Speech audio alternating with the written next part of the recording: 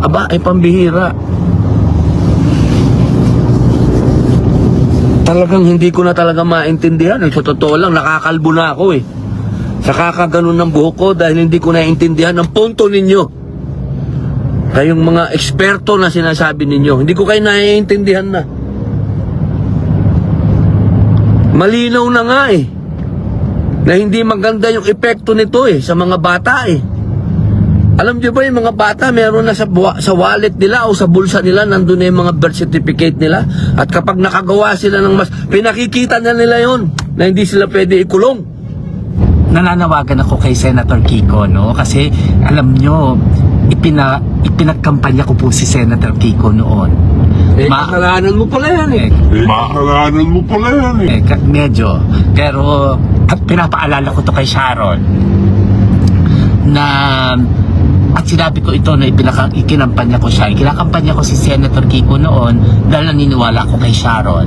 Pero Sharon, naniniwala. Ngayon, nananawagan ako sa iyo na parang hindi na yata ako naniniwala. Parang binabawi ko na po yun. Kasi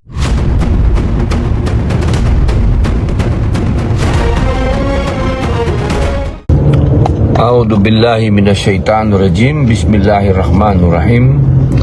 Alhamdulillah rabbil alamin. Bismillahi wa salatu wa salamu ala rasulillahi. Alhamdulillah, kami po ay nakabalik na ng Matiwasay. Galing po ng Tacloban. Kasama po natin ang aking sister. magandang gabi po sa inyo. Buksan mo naman yung ilaw. Opo. Umati ka naman. Magandang gabi ho sa inyo lahat. Kamusta po kayo? Siya po yung nakita niyong nagbigay ng kasiyahan doon sa airport habang kami po ay nag-aayos ng aming flight. Siya po ay nakisayaw doon sa mga mananayaw at nagpasaya ng mga kababayan po nating may kalungkutan. At salamat, Vi. Salamat. Yan. Ako po ay nag-live dahil napakadami pong mga usap-usapan na nakakasakit ng loob ng mga magulang na pinuntahan po namin doon sa Tacloban. Mga magulang po ito na biktima po ang kanilang mga anak ng isang masasawag po nating hindi ko alam kung anong pwedeng itawag dito eh. Hindi naman kasi mga bata na ito. Yung kanilang gawa hindi na gawain ng bata yon. Nagdadalamhati po ang mga magulang na ito sapagkat ang dating sa kanila ay ipinamumukha pa sa kanila na hindi nila naiintindihan yung batas. Yaang Juvenile Justice and Welfare Law na kailangan pang ipaliwanag sa kanila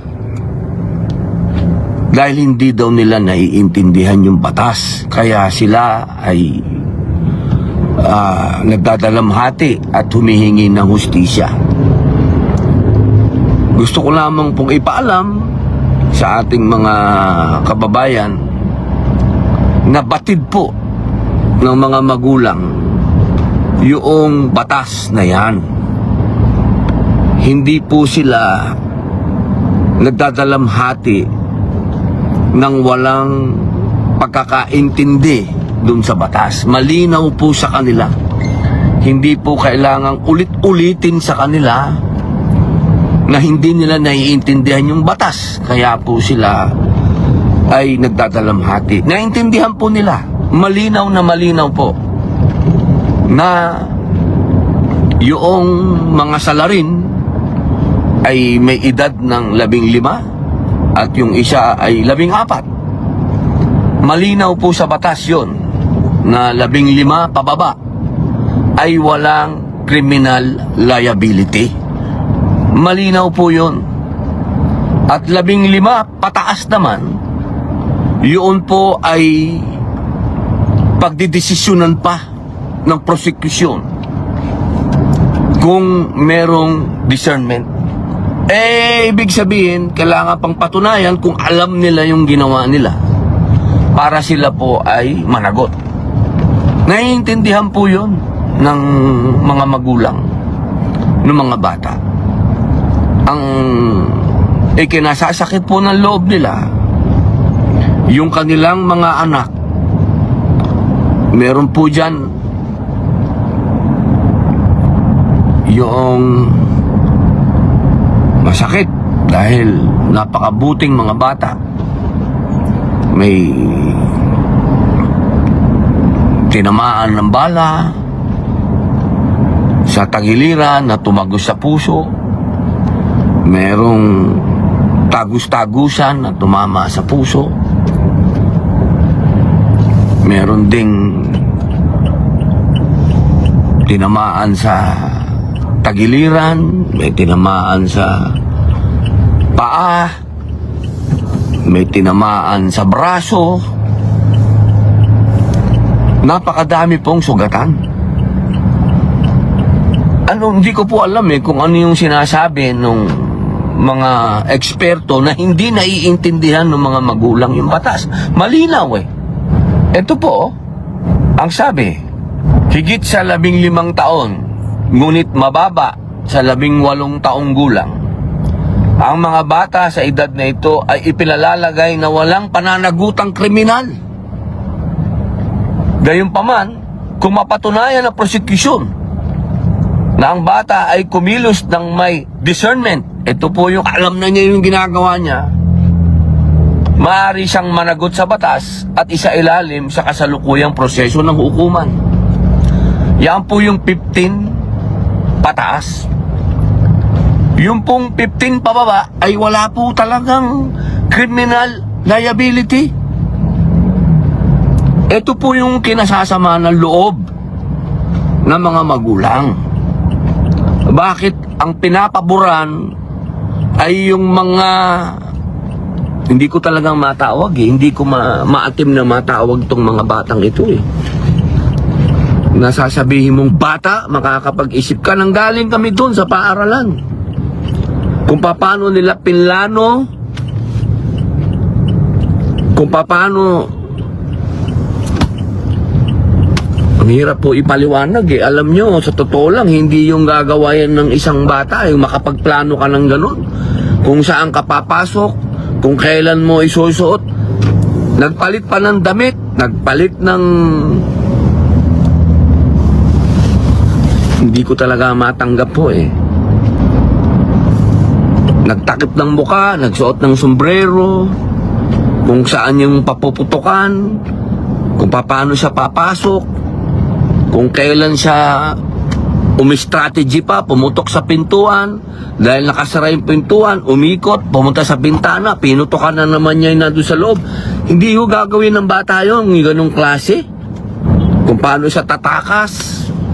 Hindi ko maatim na meron tayong mga tinatawag na profesional na sinasabi ng mga eksperto na ituturing yung mga bata itong mga ito. Kailangan nyo pag-isipan yung mga pinaglalaban ninyo. Kailangan nyo pag-isipang mabuti, pag-aralang mabuti yung mga ipinaglalaban nyo. Hindi ko naman sinasabi na puro kulong Hindi naman yun Hustisya ang sinasabi ko. At magkaroon ng tinatawag na deterrent, pagpipigil. Kailangan tayo magkaroon ng batas na itong batas na ito ay maamendahan natin at ibaba natin.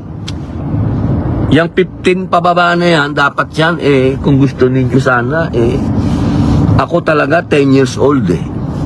Pero para lang matuloy ito, pwede na sa 12 dahil yun ang gusto ng Pangulo. Huwag na nating kontrahin to. Kailangan, sinasabi nyo pa, hindi kasi naiintindihan ng mga bata yung batas. Aba, ay pambihira. Talagang hindi ko na talaga maintindihan. Sa totoo lang, nakakalbo na ako eh. Sa kakaganon ng buhok ko dahil hindi ko naiintindihan ang punto ninyo. Kayong mga eksperto na sinasabi ninyo, hindi ko kayo naiintindihan na. Malinaw na nga eh, na hindi maganda yung epekto nito eh, sa mga bata eh. Alam niyo ba yung mga bata, meron na sa wallet nila o sa bulsa nila, nandun na yung mga birth certificate nila. At kapag nakagawa sila ng pinakikita na nila yon na hindi sila pwede ikulong. Ang bihira. Kaya kabaliktaran. Si Bibi muna magsalita ho kasi high blood na ako eh. Ikaw na nga muna. Dugtungan ko lang ho kasi kausap namin si Mayor Romualdez kanina. Tapos kabaliktaran yung sinasabi. Kabaliktaran po yung sinasabi kasi nung may mga ibang senador na kasi kasama ho ako nagpunta doon. So nakita ko yung mga bata na nagsasuffer, yung mga magulang na nawala ng mga anak. So ako naman ho naandun lang sa paano ba natin to mabibigyan ng hustisya, syempre. So nung nakausap po namin si Mayor Martin Romualdez, Alfred, kinukwento po niya na actually ang mga bata na mga involved dito hindi nila naiintindihan ng batas. Actually dahil sa social media ho, alam na nila yung batas na they are not accountable to anything that they would do if they are under 15.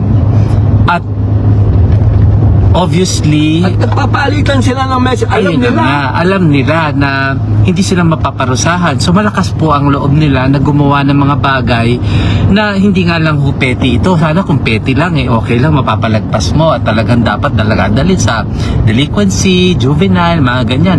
But the thing is, buhay na ho yung pinag-uusapan. Mass shooting mass shooting. At mass shooting ito, hindi ito murder lang. At nakita mo naman, B, hindi ito random. Oo, May at mga hindi tinatarget random. siya. Oo, yun yung pinag-uusapan namin kasi nagpunta kami dun sa school, kinukwento ho sa amin ng mga teachers doon kung ano actual na nangyari. And it's turning out na it's kind of planned. It's not random. It's not like, nawala sa isip yung bata, naguluhan, na confused and then started shooting. Hindi po eh. Sa kwento ng mga teachers, it was kind of planned and parang meron siyang target. Hindi ho natin alam ang motibo niya unless talagang imbestigahan ito. Pero definitely meron po siyang target kasi talagang namaril siya dun sa classroom niya. Mga kaklase niya yung mainly binaril po niya eh. At ang mga casualty ay nanggaling dun sa mismong classroom niya. Mga kaklase niya yung mga binaril niya. So parang ako nandun lang ako sa sabi ko nga kay Robin kanina, sana maintindihan ng mga senador at I'm actually parang nananawagan ako kay Senator Kiko, no? Kasi alam nyo, ipinagkampanya ko po si Senator Kiko noon. Kasalanan mo pala yan eh. Medyo. Pero pinapaalala ko to kay Sharon na at sinabi ko ito na ikinampanya ko siya. Kinakampanya ko si Senator Kiko noon dahil naniniwala ako kay Sharon. Pero Sharon, naniniwala. Ngayon, nananawagan ako sa iyo na parang hindi na yata ako naniniwala. Parang binabawi ko na po yun. Kasi ang sinasabi lang po kasi ni Robin, hindi ko po ito kinakampihan si Robin dahil kapatid ko. Pero naniniwala ako sa paninindigan niya pagdating dito. Unang-una kami po ay pinalaki ng mga magulang namin sa disiplina. My dad and my mom didn't spare the rod para po disiplinahin kaming lahat. At lumaki po kami may takot sa Diyos, may takot sa magulang, may takot sa authorities, may takot sa mga teachers, sa principal, sa lahat po, no? So lumaki po kami dyan. So naniniwala ako, yung sinasabi po ni Robin, hindi po ito para parusahan yung mga bata. Ang sinasabi po niya is pagkaroon ng deterrent magkaroon ng kinatatakutan ang mga bata. So sinusulong po niya itong mga panukala na ito hindi para ikulong ang lahat ng mga 10 years old. Hindi po 'yon. Ang talagang pinanggagalingan lang po nun may katakutan ang mga batang ito. Para, in fact, it's a protection. Hindi po ito para itiin ng mga bata. It's actually a protection. At ang pinupunto ko nga po doon, even ang ating, hindi ko po ginagamit ang Diyos, pero ang totoo po niyan, kaya tayo binigyan ng 10 commandments ng Panginoon, it's not to punish us or to condemn us, but actually to protect us from sin. Kahit po ang Biblia, yan ang pinaninindigan. So, yun lang po ang kaya ako sumama dito kasi talagang naniniwala po ako dun sa paninindigan ng kapatid ko pagdating po talaga dito. Hindi po ako laging nagsasalita kasi umiiwas po ako sa politika, but this time this is not political. Ito po ay isang bagay na dapat tayo magkaisa at maintindihan ng mga senador na kaya po kayo nandyan para protektahan kami. Kaya kayo gumagawa ng batas para protektahan hindi lang ang mga bata kundi ang mga magulang din. Bigyan kami ng magandang batas para ang peace and order ay manatili dito po kasi madalas na rin po ito sabihin ni Robin na a society with no peace and order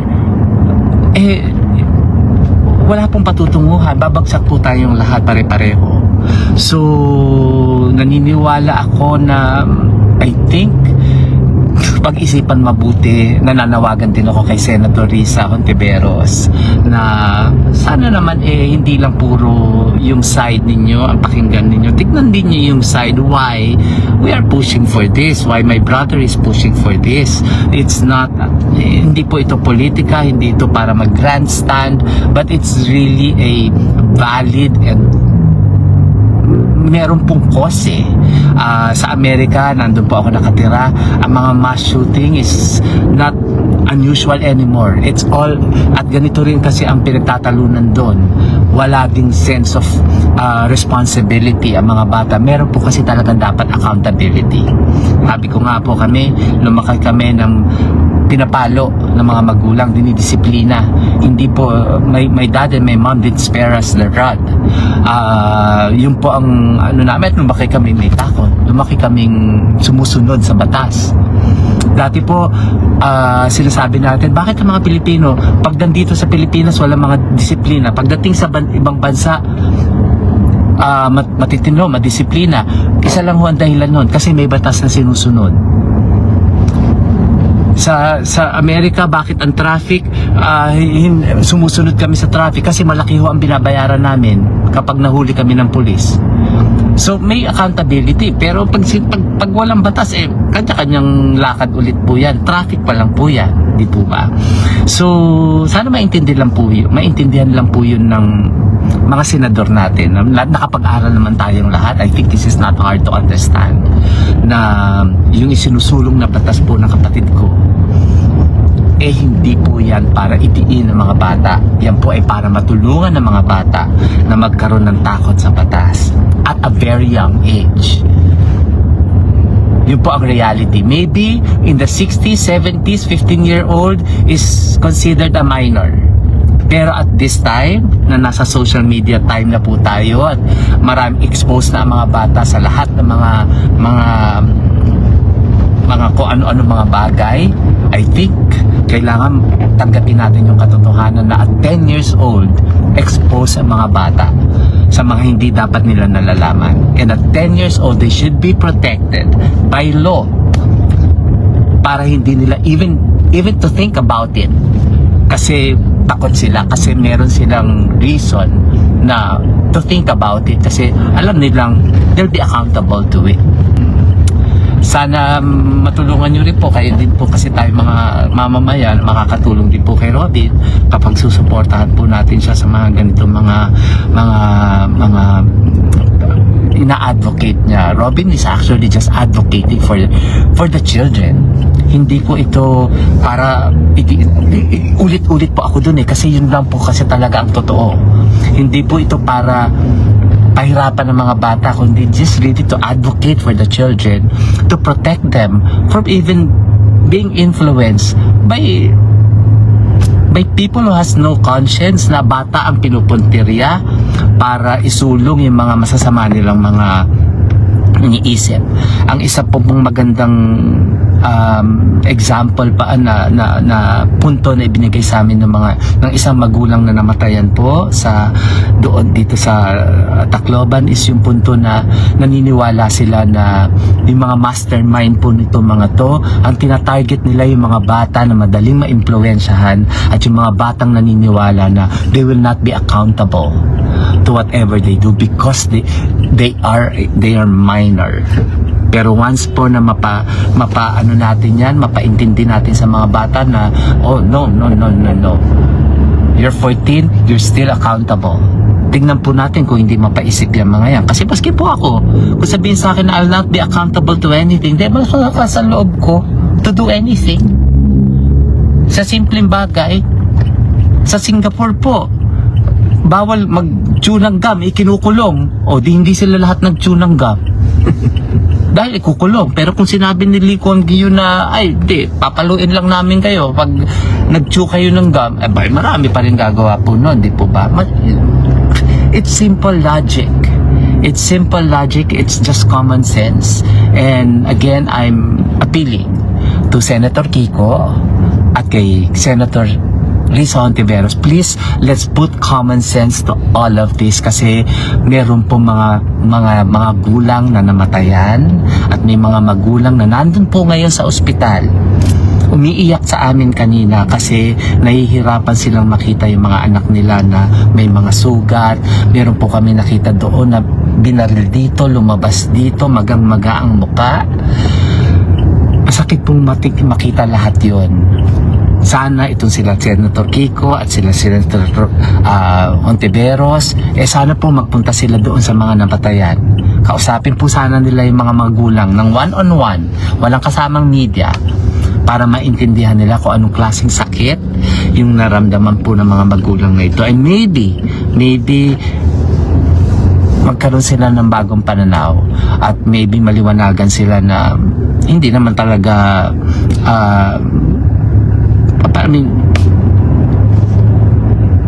mabuti itong isinusulong na batas ni Robin na 2 taon na po kung tutuusin. At saksi po ako sa lahat ng mga pinuntahan namin kanina. Yun po ang hinihiling ng mga magulang na sana Justice. Yung justice, hindi, tsaka sana ma-approve na yung batas na isinusulong ni Robin. So, yun po sila mismo ang nagre-request noon. So, if that is not enough proof or enough reason for us sa mga senador na kumukontra, hindi ko po alam kung ano pa yung hinihintay ninyo. Ngayon, kung ano pa rin kayo, di maghihintay pa po pa tayo ng next pa at mga susunod pa bago mapaisip na talagang dapat meron tayong gawin na mas drastic para maintindihan ng mga kabataan kung ano ang tama at mali. So yun lang po. So maraming salamat po sa pagsuporta ninyo kay Robin, and let's all pray for the peace and security ng bayan po natin, no? Yun lang po. Maraming salamat.